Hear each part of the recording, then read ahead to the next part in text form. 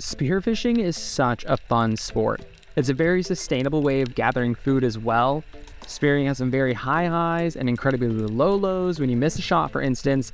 I like to say it's either feast or famine. And lately for us, it's been a lot of feast, but for the other team.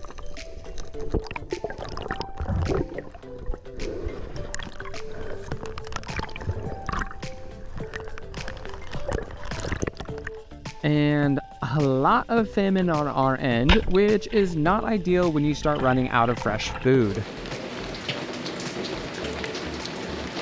Weather is a bit crummy, but we always say the fish like bad weather.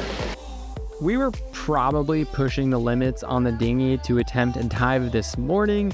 The weather was junk, so there was honestly nothing else to do, and we also really needed protein. All right, well, we're about to attempt round 2, trying to spearfish. Conditions have gotten a little bit nicer. They're not like the best, but we're getting bored, and not to say we're getting desperate yet, but we are pretty much out of like protein. So we're like a main source of food, especially like the kind of a main ingredient. We just don't have the fridge space or the freezer space, or really even the money to be buying enough like protein down here, like chicken or meat, because in the shops it's super expensive. Even for vegetables, they're really hard to come by and they're really expensive. So fish is kind of like that main sustenance that we have out here. So we need, if it's not today, we need to start getting some fish, hopefully on the boat, even maybe tomorrow. But we might check out the lagoon, or if we make it near the pass, maybe we'll see how it's looking and try to shoot to the outside. We waited for the squall to pass and tried again. Still not great conditions, but it was better than before. We eventually found this old floating fad that washed up closer to the reef.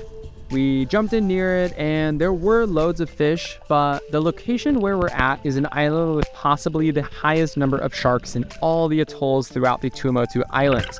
Usually I'll check over my shoulders and count the sharks before even pulling the trigger, because if you see 3 to 6 sharks, it also means there are probably a handful just out of view.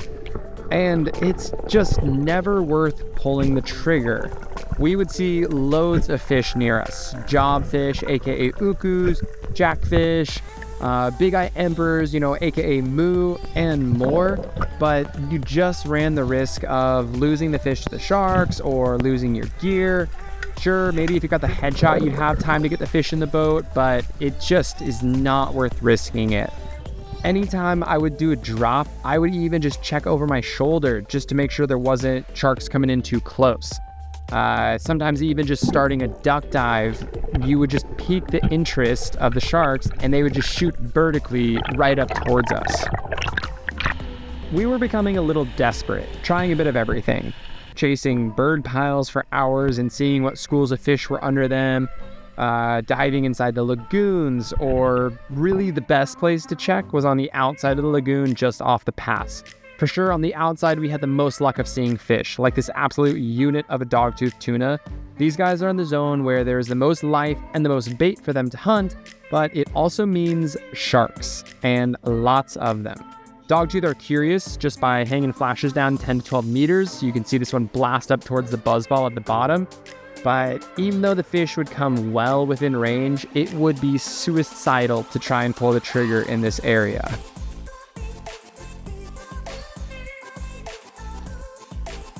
Hey guys, quick break. I want to talk about some of the best flashers that money can buy. These are the Pleiades flashers created by a spearfisherman in Maui, Hawaii. These things are without a doubt, the best flashes you can get. This buzz bomb is amazing. It's reinforced with a steel coated cable so that if the sharks get a little too curious, they're not going to completely bite it off and take your whole system. And then these plates are just some of the most reflective things that you can find underwater. The movement as they're bobbing in the ocean and stuff is really nice. So check these out. I'll drop a link in the description below. Sharks are a good thing though. They keep balance in the ecosystem. A healthy shark population in turn means a healthy fish population. French Polynesia is thankfully a shark sanctuary. Fishing for sharks or the trading of their fins has been illegal here since 2007. With this many sharks in the area, it does mean you need to be very cautious where you try and spearfish at. Near the pass with the most bait and water moving would be an ideal place to find the largest fish, but it's also the place where most of the sharks call home. And for the same reason, because of the bait. There's just so much nutrients right at the edge of the pass, and just because you move away from the pass doesn't mean you won't see sharks. It usually means less sharks, but also potentially less fish. I had a bit of a scare with a frenzy of lemon sharks a few weeks prior. This incident left me really shaken up. I was really in my head when spearfishing. I was not pulling the trigger, or honestly missing because I was thinking too much of what could potentially happen while I was aiming at a fish. After almost a week, I was hoping to be over that fear. I was able to hit this jackfish, and my buddy Josh helped keep the sharks away for the moment. Usually, once you get the fish in your hands, the sharks kind of know that they lost and they won't get so close. But this gray reef shark had a different idea.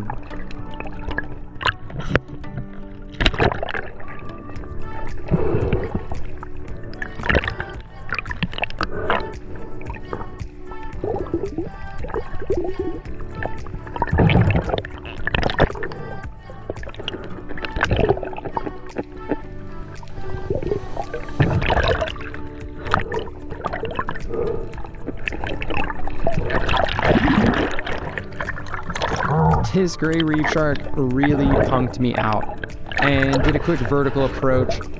I was honestly being a little wimp and just threw the fish straight to them to keep them away, something I've never done before. Normally, I'm super comfortable when it comes to diving with sharks.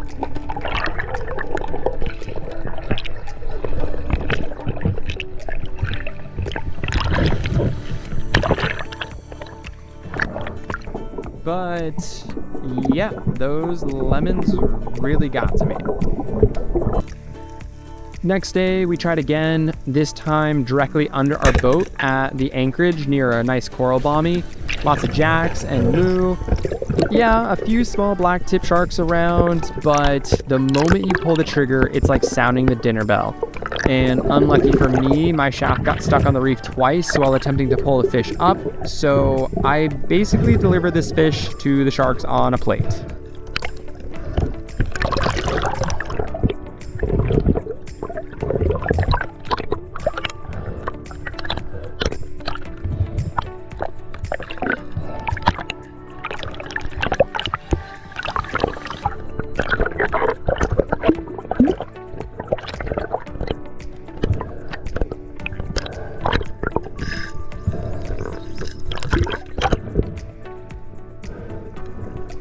Surprisingly, sometimes it's not only the sharks that will try and tax you. On this dive out in the blue, we had a pod of rough-toothed dolphins who were pretty much just scaring all the fish away, and they were eating literally all the chum we were dropping. I don't think I've ever seen an animal so mesmerized by the flashers before in my life.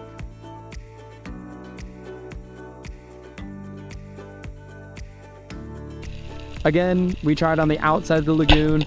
I felt a little more confident, but there was still a voice in the back of my head.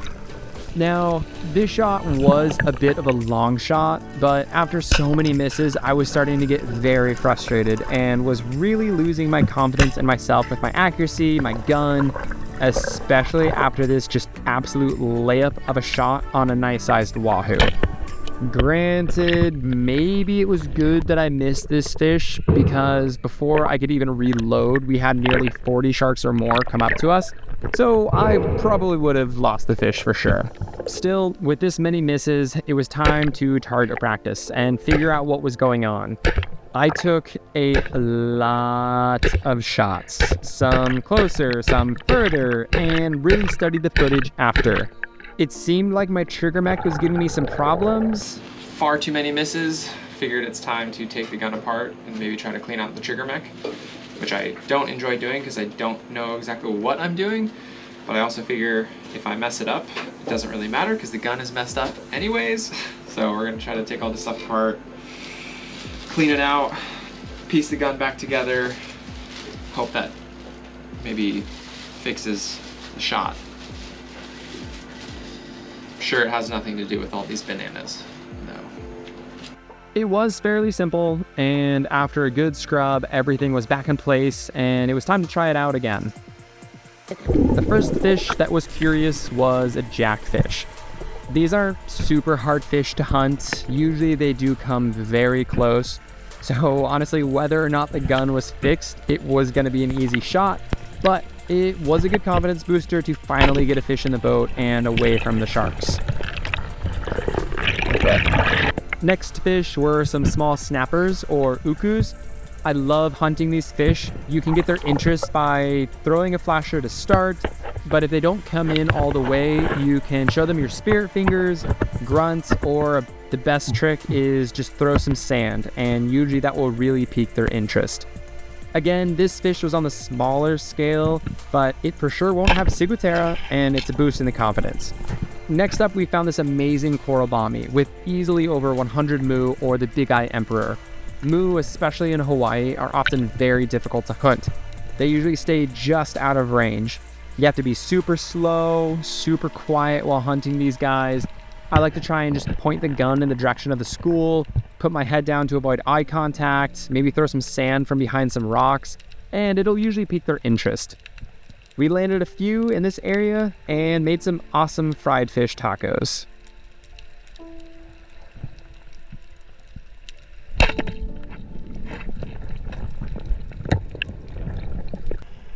My confidence was back up, my gun was shooting straight again, and we found a really nice school of rainbow runners with minimal sharks around that also weren't too aggressive.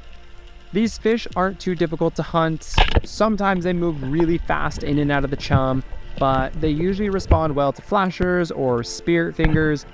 We landed 3 nice sized fish here. This is also my favorite fish to make poisson cru with, and then we called it a day. I had one final chance on a nice sized doggy that I saw off the wall. You can't really call these fish in by grunting or giving them the spirit fingers. You kind of just have to dive on them when they come in to check out the flashers. Rookie mistake on my part, and my dive watch let out its audible 20-meter alarm, and it spooked the fish off. And that's spearfishing. It's either feast or famine. Sometimes I wish hunting would be as easy as these little groupers, but I guess that would take a lot of skill out of it. Leave a comment below, let me know if you enjoyed this video, and stay subscribed for more underwater content.